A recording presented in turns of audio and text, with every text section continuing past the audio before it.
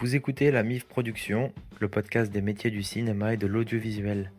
Je m'appelle Alexis, fondateur de la MIF Production.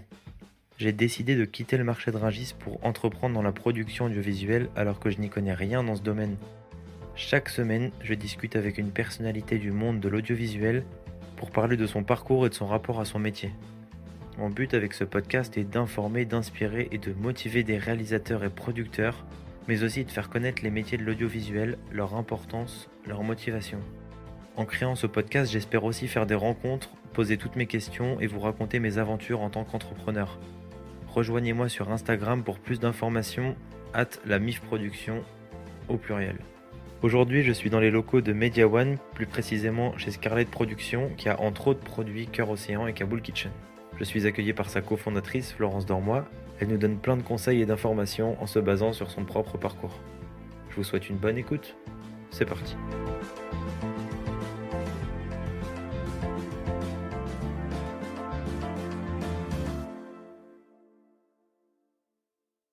Florence Dormoy, merci beaucoup de m'accueillir. Je vous en prie. Merci d'avoir accepté mon invitation. Merci aussi d'avoir bercé ma jeunesse avec Cœur Océan. Ah, ça me fait très plaisir. Et vous êtes productrice. Est-ce que vous pouvez d'abord nous dire en quoi consiste le métier de producteur ? Bien sûr. Alors pour moi, le métier de producteur, de productrice en l'occurrence, et chaque producteur et productrice l'exerce un peu différemment en vérité, même s'il y a des fondamentaux, c'est un métier de chef d'orchestre. Moi, je le vois comme ça. C'est-à-dire que je réunis des talents, en fin de compte, dans le but de faire aboutir un projet, que ce soit une série ou un film. Mais c'est vraiment ça mon métier. C'est un métier qui fait que je touche à plein de domaines différents. C'est-à-dire sur un projet, je vais à la fois essayer de trouver le bon scénariste, le bon auteur, le bon réalisateur, la bonne réalisatrice. Je vais participer aussi au casting, etc. Donc je vais réunir des talents, même une équipe pour un tournage. Je vais aussi faire appel à quelqu'un pour la communication à un moment donné. Je vais faire appel à un compositeur. Donc je réunis des talents et je veille tout au long de la chaîne de fabrication du film, du moment où il y a même parfois 15 lignes de texte au mixage du film quand il est abouti. Et encore au-delà, à la distribution du film ou de la série, à la communication presse. Voilà, donc c'est vraiment un rôle de chef d'orchestre, de coordinateur de talent et après, bon, au-delà de ça, parfois je suis un peu psychologue avec les auteurs ou les comédiens, je peux donner des conseils, je veille évidemment à ce que le budget soit respecté. Donc c'est vraiment fédérer tous ces talents, tous ces postes différents pour aboutir à un film ou une série. Est-ce que vous pouvez nous décrire votre parcours ? Oui, alors je vais essayer d'être brève, parce que moi je ne pensais pas être productrice de fiction. J'ai donc j'ai fait un peu de droit et d'histoire en fac, et puis j'ai étudié à Sciences Po à Paris. Mmh. Et quand j'étais à Sciences Po en dernière année, donc avant d'avoir mon diplôme, j'ai été sollicitée directement par un service du Premier ministre pour un poste. Donc je m'attendais pas du tout à bosser à Matignon. Je voulais être journaliste à l'époque, grand reporter, journaliste. Et puis j'ai passé les entretiens en me disant bon, je vais pas louper ça. Finalement, donc j'ai travaillé 1 an et demi. À l'époque, c'était pour Michel Rocard, hein, ça date un peu, au service d'information du Premier ministre. Et c'est au sein de ce service que j'ai rencontré quelqu'un qui s'appelle Jean-Louis Missica, qui maintenant travaille à la mairie de Paris, qui est un sociologue de formation, etc., qui dirigeait le service dans lequel je travaillais, et qui, quand je lui ai dit « moi, la politique, c'est pas tout à fait mon truc », m'a dit « mais tu serais productrice, ça serait super, ça t'intéresserait, regarde un peu ce qui se passe de ce côté-là ». Je dis « mais c'est quoi ce métier ?» Et puis ça m'a mis... en fait, lui avait déjà produit des documentaires, et il m'avait vu un peu évoluer dans ce secteur, qui était donc pas du tout celui de la production. Il m'a dit « je pense que ça te plairait ». Et donc après, c'était des rencontres, quoi. J'ai rencontré un des 2 producteurs à l'époque de Marathon Production. Et, c'était en quelle année ça ? Ça, c'était en 91, je crois. Okay. Qui m'a fait lire des scénarios et qui m'a engagée. Et puis j'ai démarré comme ça. J'ai appris sur le terrain après. Donc j'ai d'abord été sur le développement des textes. J'ai aussi été auteur à l'époque, un petit peu. J'ai écrit des scénarios de séries. Et puis, assez vite, j'ai travaillé sur des séries jeunesse de 26 minutes. Et puis, de fil en aiguille, j'ai créé ma boîte il y a 22 ans. Parce que je voulais être autonome, je voulais plus avoir quelqu'un qui rende des comptes, je voulais faire mon chemin de manière autonome. Avec Voilà. Joe Faré. Avec Joe Faré. On a créé Scarlett en 1999. Et Joe avait l'expérience, elle, de vraiment de la production. Elle avait plus de bouteilles que moi, plus d'années que moi. Elle avait été directrice de production et vraiment productrice. Et moi, j'étais plus sur le versant littéraire et artistique. Et j'avais été sur des tournages, etc. Et puis, on a créé Scarlett ensemble. Ok. Et pourquoi avec cet associé? Pourquoi s'associer d'ailleurs? Alors, pourquoi s'associer? Parce qu'on est plus forte à deux. On était plus forte à deux quand même. Ouais. C'est un métier qui est rude, faut être solide nerveusement, faut être solide. Voilà, faut se serrer les coudes, quoi, parce qu'on prend pas mal de coups dans la figure, même si on a des moments absolument géniaux et merveilleux. C'est une bagarre quand même beaucoup. Et alors attention, hein, tout est relatif. Hein, c'est une bagarre, c'est un métier, ça va, c'est confort, mais on était deux. Il y avait une complémentarité déjà, puisque Joé, elle, avait vraiment l'expérience du plateau, des techniciens, d'un devis, d'un plan de financement. Tout ça, moi, je maîtrisais pas. C'était très complémentaire. Et quand on a créé la société, moi, je venais avec 2 projets de mini-série que j'avais développés dans la boîte précédente. Et les patrons de cette boîte ont été très smart. Ils m'ont permis de partir avec les projets et de les faire aboutir au sein de Scarlett Productions. Donc voilà. Donc être 2, pour moi, c'est vraiment... puis c'est aussi échanger sur les projets, pouvoir avoir quelqu'un avec qui échanger sur les contenus, sur les décisions à prendre. Est-ce que j'optionne tel projet ou pas? Qu'est-ce que tu penses du casting? Qu'est-ce que tu penses de tel réalisateur? Et puis, assez vite, avec Joe Faré, on a décidé d'avoir chacune nos projets. Parce que 2 capitaines sur un bateau, c'est pas toujours évident. Et donc, voilà. Donc, depuis quasiment les débuts de Scarlett, on a chacune nos projets. On échange évidemment, mais on a trouvé un bon équilibre comme ça. Et comment vous répartissez justement ces rôles? Est-ce que, enfin, pas ces rôles, mais ces projets, est-ce que vous décidez ensemble? Est-ce que c'est une de vous deux qui dit j'aimerais bien? Non, on ne décide pas ensemble. Okay. Pas du tout. En fait, alors, ça fait 22 ans, donc c'est comme un couple. Hein. Maintenant, on se connaît bien. Et on est souvent donc, voilà. Donc, maintenant, en fait, régulièrement, Joé engage des projets et moi, j'engage des projets sans forcément qu'on se dise qu'est-ce que t'en penses, t'es d'accord, t'es pas d'accord. Au début, c'était comme ça. Maintenant, on est tellement... Moi, il n'y a jamais eu un moment, une fois, où je me dise « Ah là là, je le sens pas, son projet ». On est toujours raccord. Donc, c'est une chance, c'est comme ça. C'est beau. Et voilà. Et donc, en fait, on a chacune... On est comme 2 labels dans une boîte, quoi. Ouais. Sauf qu'on se connaît très bien et voilà. Vous produisez tous vos projets avec Scarlett? Ah bah oui. Jamais séparément ou... on n'a aucun intérêt à le faire ailleurs. Parce qu'on fait tourner la boîte quand même aussi financièrement. Être 2 femmes dans la production, est-ce qu'il y a une différence? Est-ce qu'il y a des difficultés ou des facilités? Moi, je ne l'ai pas vécu comme ça. Parce qu'il y a pas mal de femmes quand même dans la production télé, en tout cas. Parce que nous, on travaille principalement pour la fiction télé. Est-ce que ça a pu être un souci? Non, moi, franchement, je ne l'ai jamais vécu comme un problème ou une bagarre particulière à mener, quoi. Dans votre boîte, comment se passent vos projets? Comment se créent vos projets? Est-ce que c'est une commande d'une chaîne? Est-ce que ça part, je crois que comme Cœur Océan, par un projet d'écriture de... Je crois que ça venait de vous. Oui, c'est moi qui ai créé les personnages. Ouais. Comment ça se passe en général?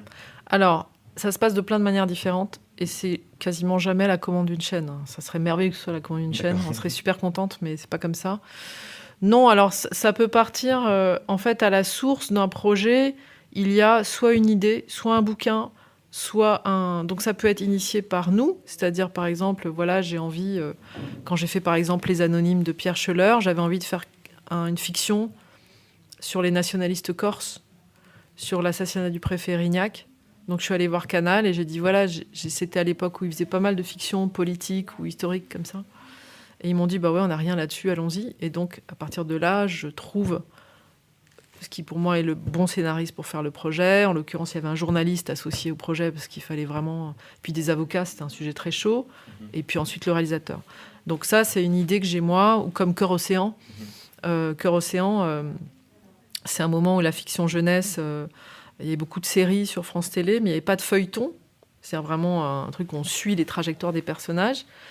Et je m'étais dit, il n'y a pas de fiction qui se passe pendant les vacances. Donc j'avais envie de quelque chose d'assez aéré, donc du coup l'océan, l'île de Ré, etc. Et voilà, donc ça c'est une idée que j'ai eue. J'ai écrit quelques pages, et puis ensuite j'ai fait appel à des auteurs qui ont tout bien fait aboutir pour le proposer à une chaîne. Donc ça peut être quelque chose qui vient d'une envie, d'une idée que j'ai. Ça peut être aussi un auteur qui vient me voir, ou un agent qui m'envoie un projet, j'en reçois tout le temps, de séries, de films, donc sous forme en général de synopsis. Et puis je vois si ça me plaît ou pas. Si ça me plaît et que je pense que ça correspond aux demandes des chaînes ou des plateformes, je prends une option. Voilà. Donc ça vient de l'extérieur. Okay. Ça peut être aussi un bouquin. Je repère un bouquin, j'appelle l'éditeur pour savoir si les droits sont libres. En général, si c'est un super bouquin, tous les producteurs sont sur le coup. J'imagine. Donc c'est après c'est un peu la guerre. Voilà, donc il faut être stratège, négocier, etc. Ça peut être un article de presse sur un sujet que je trouve intéressant ou qu'un auteur m'apporte. Voilà, en général, ça se fait de différentes manières, quoi. Et avec votre double casquette de scénariste aussi, est-ce que vous intervenez parfois dans le processus de création, de développement ? Jamais, non. Ou alors, c'est quand... D'abord, moi, j'ai été scénariste, mais je ne le suis plus vraiment. Ce qui peut se passer, c'est que je prenne la plume pour, je sais pas, poser des personnages ou une idée. Et ensuite, je le passe à un auteur. La seule fois où vraiment j'ai été... En tout cas, je n'interviens pas en tant que scénariste sur les projets des auteurs. Ce sont leurs projets. Okay. Et puis aussi, un problème de temps. C'est-à-dire que moi, je suis déjà tellement prise par mon boulot de productrice que pouvoir écrire en plus, c'est quand même compliqué. Mais moi, dans le processus de développement des scénarios, que ce soit série ou film, je suis très, très partie prenante en même temps. C'est-à-dire que quand je fais des réunions avec les auteurs, je vais pas seulement leur dire ah bah là ça va pas page 24, ça va pas page 56. Je vais quand même aussi faire des propositions. Donc forcément, il y a une partie de création. Je suis présente tout le temps en fait. Alors c'est moins le cas en cinéma aussi, parce que le long métrage que j'avais produit, là, Tapé chaud, on a été quand même très présent avec mes coproducteurs sur chaque étape du texte. Donc, non, un bon producteur, normalement, ou alors il le délègue à un directeur littéraire. Il y a des producteurs qui sont purement financiers, mais j'en connais pas tellement. C'est vraiment quelqu'un qui est capable d'analyser un scénario, de pouvoir trouver les incohérences, de pouvoir vraiment faire une analyse de scénario, quoi. Et dire à l'auteur, ben voilà, là, non, là... je te suggère ça, là, qu'est-ce que t'en penses ? Là, ton texte, il est trop long, la cohérence psychologique des personnages n'est pas là. Voilà, pour moi, ça, c'est vraiment le rôle d'une bonne productrice, en l'occurrence. Et les financements ? D'où viennent les financements ? Alors, les financements, ça dépend si on parle de télé ou cinéma, ça n'a rien à voir. En télévision, les financements, ils sont assez prévisibles. C'est-à-dire que je vais faire un film pour Arte, ou je vais faire une série pour Arte, je sais combien Arte va mettre par épisode au moment où je le fais, parce que les financements, ils évoluent. Donc, je sais quel est le financement d'Arte. Après, je vais négocier, je vais essayer d'avoir le maximum, parce qu'il y a toujours des fourchettes. Je sais que le CNC va mettre tant comme subvention. Je sais que la région, si je la sollicite, va mettre tant, crédit d'impôt. Donc, je sais à peu près quel va être mon financement en télé. Cinéma, ça n'a rien à voir. Cinéma, on budgète un scénario, on dit, voilà, on a un film de 4,5 millions. Et puis après, faut aller aux pêches au financement. Okay. Donc on commence par le distributeur, on voit quel MG il va mettre, minimum garanti, et après on va chercher les chaînes et on négocie. Mais alors là, c'est beaucoup plus variable. Il y a aussi les régions et le CNC avec bien sûr, le cinéma. Ouais. Et la part du CNC, la part publique plutôt, c'est à peu près combien ? Combien ? En général, en télé et du coup au cinéma. En télé, oh là là, je veux pas dire de bêtises. Moi, je suis un peu nulle pour ce travail parce que je délègue tout, moi, sur tout ce qui est financier. Je veux pas vous dire des bêtises. Je te le dirai une autre fois. Ah oui, et aussi, dans le financement, il y a aussi le vôtre, ou pas ? Oui, il y a toujours la part du producteur, ouais. Okay. Ouais, rémunération du producteur. Et du producteur exécutif aussi. D'accord. Parce que moi, j'ai une productrice exécutive qui bosse pour moi. Ok. Et en tant qu'entrepreneur, entrepreneuse, oui. Comment vous gérez votre temps ? Quel est votre bonne question. modèle ? Comment je gère mon temps ? Parce que c'est aussi gérer une entreprise, j'imagine. Oui, mais on est une petite boîte, on est 8. Comment je gère ma boîte? Déjà, moi, on a toujours, avec Joé, pas mal délégué tout ce qui est évidemment comptable, juridique, etc. Et là, a fortiori dans un groupe comme Media One, on donne des impulsions. Moi, sur les contrats, je demande ce que je veux pour les contrats, etc. Mais après, c'est tout ce qui est financier, c'est pas nous qui nous en occupons, en fait. Enfin, on veille à savoir quels sont nos frais de structure pour voir quels résultats on va dégager, etc. Ça, c'est la bonne marge de l'entreprise. Mais je dirais que tout ce qui est la partie financière, ça me prend pas beaucoup de temps. Moi, la majeure partie de mon temps, c'est chercher des bons projets, faire en sorte que les projets en développement aboutissent au mieux, bien suivre les tournages. Voilà, c'est vraiment la partie artistique qui me prend le plus de temps. Ok. Et un peu management d'équipe, mais bon, ça va. Enfin, Et il n'y a pas... je vais demander pour le CNC pour te donner la bonne info. Oui. C'est gentil. Il y a peut-être des moments où vous vous dites bon là ça va pas, ou là on est sur une bonne lancée, ou on va se rediriger vers je sais pas moi, le numérique ou quelque chose comme ça. Est-ce que vous avez ce genre de réflexion sur le long terme, ou ça se fait naturellement, ou de toute façon il y a de voir ce qu'on développe, ce qui peut être changé comme... Ouais. Ça se fait... c'est quand même une décision. Hein. Par exemple, se dire, est-ce qu'on va faire des séries digitales ? Mais c'est vrai que l'arbitrage, il se fait aussi en fonction du paramètre financier. Ouais. C'est-à-dire que, par exemple, les séries web, on ne va pas en faire parce qu'on sait qu'on va passer beaucoup de temps, consacrer beaucoup d'énergie, qu'on ne va rien gagner, quoi. Donc, notre objectif, n'est pas de faire de l'argent, mais quand même, on a une boîte à faire tourner. Donc, c'est un arbitrage assez important. La société Sortilège, j'avais vu en créée en 2011. Est-ce que je peux savoir ce qui s'est passé ? Bien sûr, il n'y a pas de souci. Je peux savoir quelles leçons vous en tirez ? Ouais. En fait, c'est un moment où j'avais envie... On ne produisait pas de long métrage chez Scarlett. En tout cas, pas... J'avais produit 2 films, un pour Arte et un autre pour Canal, qui sont sortis en salle, mais qui étaient des téléfilms à la base. La belle personne de Christophe Honoré, Arte, et Les Anonymes de Pierre Scheller pour Canal, pour lesquels on a décidé, en lien avec la chaîne à chaque fois, de le sortir en salle après. Mais c'était pas des longs métrages au départ.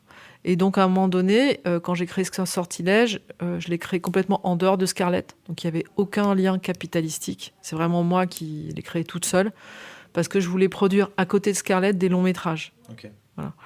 Et la conclusion, c'est que à l'époque, moi, je l'ai fait en décidant d'investir mes moyens personnels.